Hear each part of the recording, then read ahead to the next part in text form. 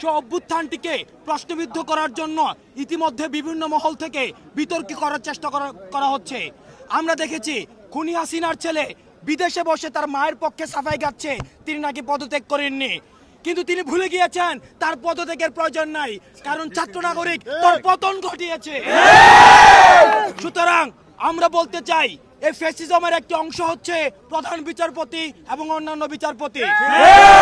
আমরা তাদেরকে আলটিমেটাম দিয়েছিলাম, তারা পদত্যাগ করেননি। আমরা আজকে দুপুর 1টা পর্যন্ত তাদেরকে সময় দিচ্ছি। আজকে দুপুর 1টার মধ্যে প্রধান বিচারপতি সহ অন্যান্য বিচারপতি যদি পদত্যাগ না করে তাহলে তাদেরকে আমরা গণভবনের চিত্র মনে করিয়ে দিতে চাই, তাদেরকে আমরা সংসদের চিত্র মনে করিয়ে দিতে চাই।